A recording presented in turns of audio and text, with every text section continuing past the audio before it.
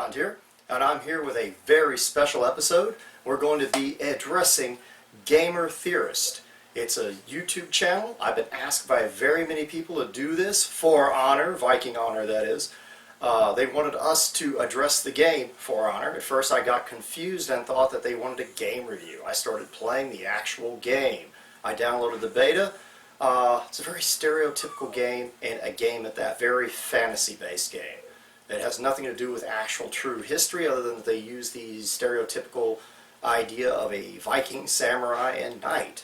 Nothing truly historical about it any more than the Vikings TV show, where they use actual history to make a drama, an action drama, and care more about drama than actual chronologically ordered history or anything that might resemble that. And that's pretty much what we have in the game. We have something that's very entertaining. It's a fun game, but it's not realistic in any manner. But Matpat has pretty much used that game as his basis for arguing about who would win. And he's done a little bit of historical research.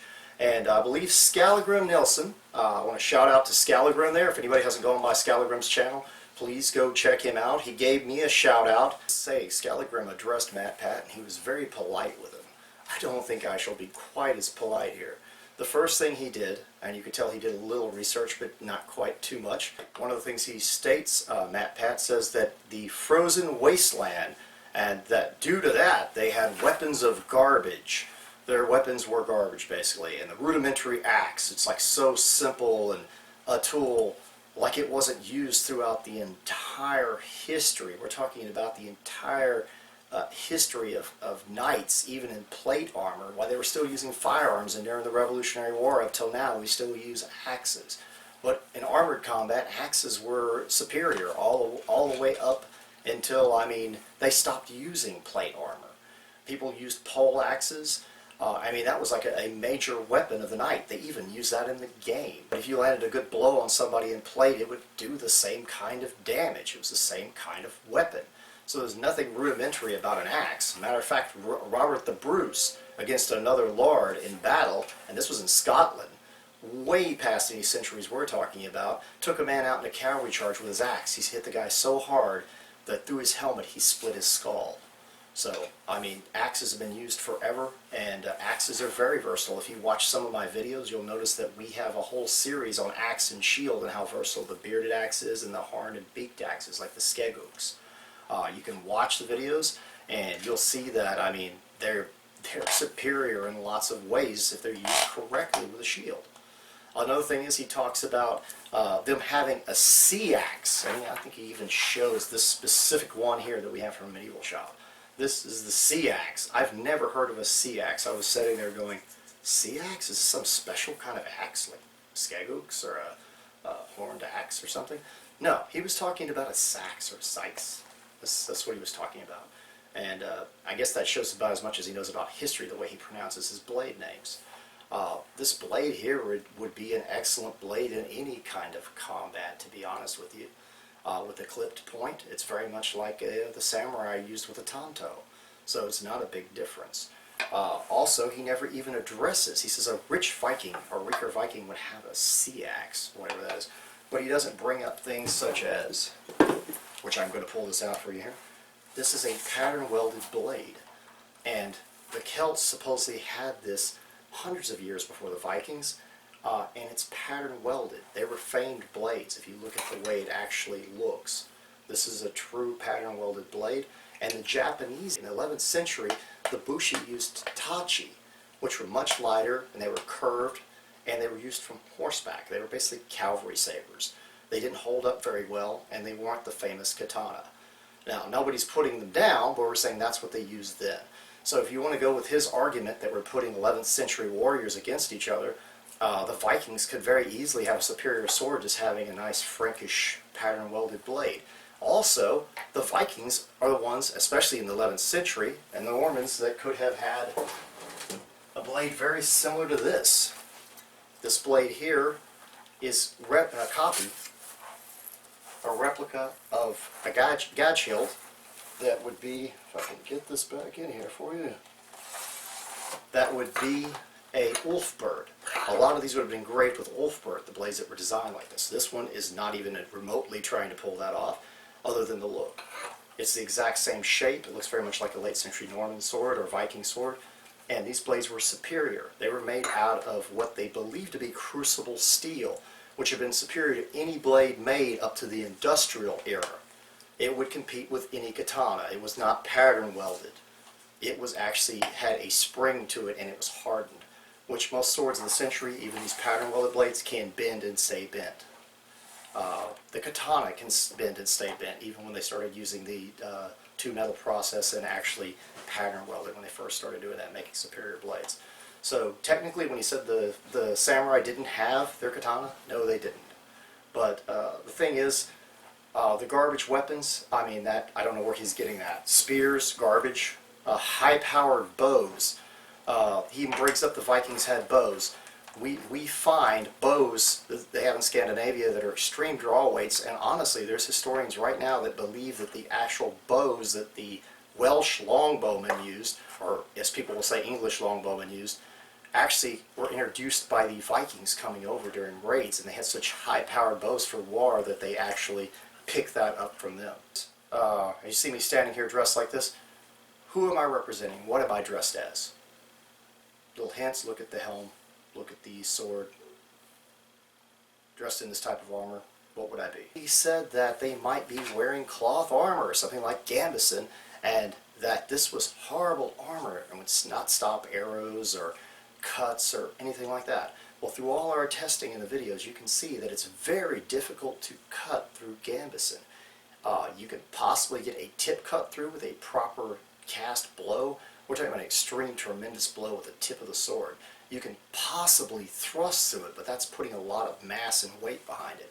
But actually, gambeson has proven time and time again that you cannot even shoot arrows through it. Even Mike Lodes has an episode where he shoots it with a 140-pound, he doesn't actually shoot it himself, but he has them shoot it for him with a 140-pound longbow. And what does it do with a bodkin point? It just sticks in it. And I did some testing myself. We actually tested some gambeson out that I had put together that is not even as good as historical gambeson. And with a 50-pound bow, which is about the same weight as a Yumi would be, especially for horse archery and what the average would be, they didn't have anything over about 80-something pounds at the most at any given time, it went only halfway through. So if he calls that paper armor, I mean, I can't quite understand how that would be the paper of European armor when gambesons were used all the way through history into the Renaissance period. People were still wearing gambeson as armor. Sometimes they would actually wear their gambeson for their chest and back and not worry about anything and wear their arms and legs that were articulated plate and their helm and still believe the gambeson protected them well enough that they could take that off if they needed to. So yes, it's a very protective armor, and he puts down leather armor. We also see this in sagas where they talk about using leather sometimes, but they state that it turned blades as good as an actual piece of mail would. And yes, a lot of times it did. During the Cavalier period, you see people running around in brushed leather coats, they said, did the same thing. And if it's made correctly, it's a lot like gambeson. Its only weaknesses are thrusting, like I said, and tip cuts, the same type of thing that happens with the gambeson. So, and a lot of times it's paired with cloth armor as well. So there's nothing wrong with cloth armor or gambeson, but Vikings had björnia, or björni, just like this, just like a Norman warrior would be wearing, and that's exactly what I'm dressed as, a Norman warrior. If I wanted to be Viking, I could throw my Thor's hammer on. I've got one over here, I'll put that on in a minute, and I'll be a Viking, because guess what? He's also wrong. Everybody, especially in the late 11th century, if you were a professional warrior, had access to the same type of armor and gear. The Normans were real strict on how much armor they had, and they were trying to be mounted cavalry. They changed their shield to a Bayeux-style shield, like off the Bayeux Tapestry, or a kite shield, teardrop shape. The Vikings still use the old Germanic round shield with center grip, but the ground shield that he puts down, saying a rudimentary shield and rudimentary axe, was actually able to stop arrows, and they used it in Tostutis-type formations and stuff. They used it in shield walls and Svinfylka, the swine formation. These walls would stop all arrows, but even if the shield didn't stop the arrow, let's say you got lucky, if you didn't hit him in a niche in the eye or the face or something, just like on the samurai or anybody else, and you hit him in the mail, it would stop arrows. We went ahead and tested that for you as well, and I tried it with this actual riveted and solid ring nail, and this is only 17 gauge, very small rings. I didn't put hardly any padding behind it, very lightly, and that's the way nail works. You don't have to put a bunch of canvas in behind it for it to work. All the arrows bounced off. I tried broadheads, I tried bodkin style heads, everything bounced off. Every video we've ever tried, the arrows do not go through proper mail.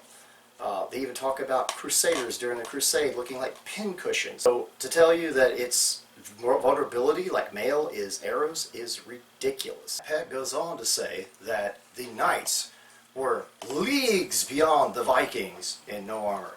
Well, I asked him, what am I dressed as now? I wonder.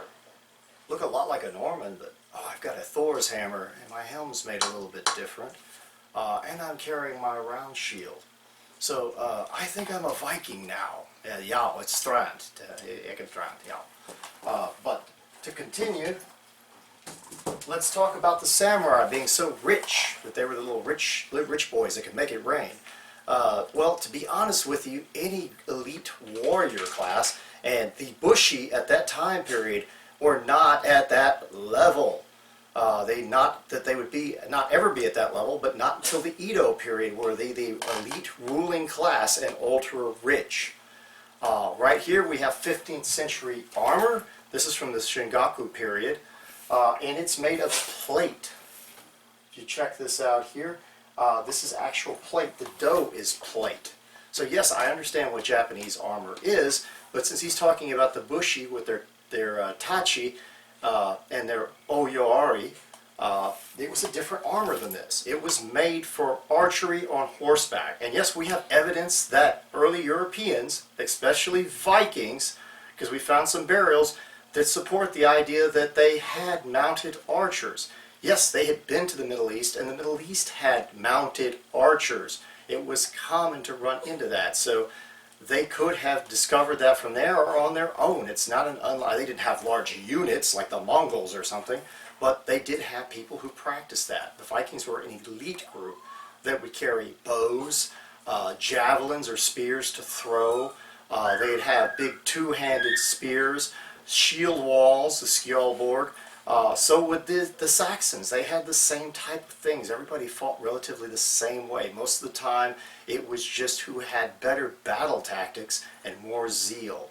As for the being weaker or rich, the samurai, yes, the samurai didn't deal in coins so much or coinage. They dealt in a thing it's called koku. It was money based on food and how much you were allotted and for how long. The more you had, the more retainers you could have. So yes, if you were higher up on the scale where you owned more land or had somebody that owned more land backing you, you could have more people that would put manpower in to make what you wanted and make what you need. But as for their armor being superior to everyone else's, it was not plate like this. And even this armor, if you were talking about the game, if the old Viking got in with his shield and started stabbing at it, you can get in between this stuff. I'm going right into the neck right here. Now, you see what I just did? I just stabbed straight in here if we were grappling and went through into the neck. I could cut the cords as well. It's only laced together. I mean, that's lamellar. And that's the whole point. The early stuff wasn't even like this. It was all lamellar. It was laced together, platelets, like this hadate.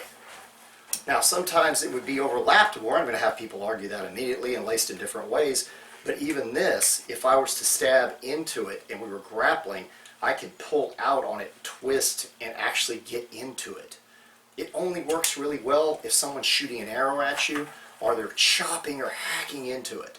Then you might get a cord cut, and the Japanese complain about this. Their silk lacings or cord lacings would get cut and plates would fall apart. But at this time period, the entire the dole, was made of a lamellar style scale. The helm was not solid like this one. We have a solid one here made out of pieces that were put together, but it's solid. This is when you start getting 15th century armor. It's much like European armor. And if their armor was so superior, why did they start later century using pieces of European plate? they actually had pieces of European plate or modeled their armor to look like European armor, because European armor was famed for being superior and stopping rounds and bullets because it was hardened steel. Most of the Japanese was mild steel, was not hardened steel. And if mail was so bad, why was it used in Japan? Lots of ashigeru and some samurai actually used kusari, and we use kusari here. If you see it on the arm, we have kusari, but theirs is butted. It's not riveted and solid like this to standalone armor to be worn over padding. It was just to stop a cut from getting in between the covers. We've even tested armor for the ashigeru, which doesn't exist yet in the 11th century that he's talking about. That means lightfoot, or the light armored soldiers, and it works very well. It protected against all different kinds of attacks. All this was provided by Iron Mountain Armory, and Iron Mountain Armory, we're going to be testing some more of the samurai armor out on our channel, but just to say that we experienced this. And yes, you can have more coverage, just like late century plate, like you'd see in the game or something. And the coverage can be around the neck and to be under the arms. They have Kiko armor, which is much like this material here, and it's like a brigandine. I don't know if you can see it from there, but it's little hexagonal plates that are inside padded armor. It's very difficult to cut through. So yes, you could have that under the arms, you could have more armor to protect inside the arms, you could have all different kinds of stuff, but then you start getting bulkier and heavier. And any warrior, and even in the Viking era or any other era, is not going to weigh over a certain amount. You're going to be carrying about, at the most, 60, 70 pounds. You start getting too heavy, and unless you're totally mounted, there's no point to it. Also, in regards to the retainers that the Japanese were said to have by Matpat, they weren't the only ones to have retainers. If you look into any histories where there's knights, they have squires and they have their servants. And some of those servants would be battle trained. And so would the Viking Earls and Konungi and Konungar. They had their same servants and their thralls as well. It's not uncommon for a higher up warrior to have people training under him and also people working for him. And mail is superior in other ways than having this style of armor. This style of armor protects certain areas, and yes, we have double layers and absorbs a lot of shock and impact, but mail, you'll be able to see under the arm, if it's done properly, can cover the entire arm and the hand, and there'll be no seams. Other than where it hangs down to the knees and stabbing up under it somehow, there'll be no seams with chain hose. You could have the entire body covered in mail, and there are no niches. Everything is pretty much, you're trying to stab through it, grappling with a guy, you would have to get him in an area, you know, where he was totally open. And as for faceplates, he says these samurai were the only ones that have face protection. During the 11th century, they started experimenting with transitional style helms, and most of them were mounted securely, but I don't think it's going to fit on your own helmet. Fit over there. I wasn't quite thinking I was wearing this, but they started experimenting with faceplates, and we even test this faceplate out and shoot arrows at it. I was even aiming for the eye, and it skipped off, taking one of the little brass rivets off for a decorative purpose and clean off. So yes, if someone was wearing something from the 11th century like this, and he was a mounted warrior, it's very possible even a Viking could have a full face guard at that time period. An arrow wouldn't go through his face either. It depended on how much money you had and whether you wanted to limit your visibility to that amount or what have you. But it was available, just like the splinted arms. The Japanese use splinted arms. We've tested splinted arms on the channel. We've tested the Japanese style and we've tested the European style. And you can see right here, that's all it is. It's just splinted arms. There's nothing superior about either one, except I will tell you the Japanese armor is usually not over 18 gauge. Until they got to the real late century stuff where they were trying to stop rounds from the chest, the dole, it was actually around 18 gauge. And the overlapping plates I was talking about that are like laminar were usually like 20 gauge or so. They just overlapped immensely. So yes, it would be harder to get into, but you could still cut your way through the lacing if you were grappling with the guy to get in. That's what they would do with the tanto if they had to. Anyway, I would like to end this by saying in the 11th century, who do I think would have the advantage? So if you look at it properly, I mean, I would probably give it to the Vikings. And the reason I say that is they didn't have to go to church and pray after they killed a man. They were honoring their gods when they took out their enemy in battle. When they conquered and they defeated the enemy, that was the greatest thing they could possibly do, and they wanted to be remembered forever. Now, did they rush into battle and just die aimlessly? No. But like we have the warrior at Stamford Bridge. The only reason that battle was lost in the Battle of Stamford Bridge, Harold Helderada was one of the last famous Viking, and he was attacking what he thought was his claim that he wanted to keep over the land. He was attacking King Harold, that was treacherous and had turned against him. He had thought that the men had gone south because of William of Normandy. William the Conqueror. Yeah, William the Conqueror coming. And his men were unarmored, and they split and divided forces, and they were moving up along a river. The problem there was his men hadn't gone south, and they got caught by surprise and got showered with arrows and no armor on. When they finally got to the bridge, they were trying to make it across the bridge, and they did. The king's men got stopped by a lone axeman. We don't know if the man was fighting axe and shield. I'd like to think maybe he was fighting axe and shield, but most people think it was the famed Dane axe. And you've got to remember, by that time period, William of Normandy's men were using the famed Dane axe. The Saxon Huscarls and Saxon kings were using the Dane axe, so it wasn't a primarily Viking weapon. That was just your early halberd or polearm of the time period. But he was fighting on the bridge, and he killed 40 men. The legend says that one of the king's men had to take a half barrel, float under the bridge, and stab up into his innards from underneath him without him knowing it through some openings in the boards. That's how the man actually died. I think that is such an honorable death. But he knew that if he didn't do it, then his men wouldn't have a chance at all. But his men were actually defeated later, but the way they were defeated is they weren't all killed off. During the battle, he was shot in the neck. So apparently his neck was open in some area, and he was shot in the neck with an arrow and died from that wound, Harold Helderada. But anyway, hope you all enjoyed this. I would like to say that that's what I believe in the 11th century. The Viking probably had an advantage just due to his ideology and his beliefs and how he grew up training just to fight and to get that type of honor and fame.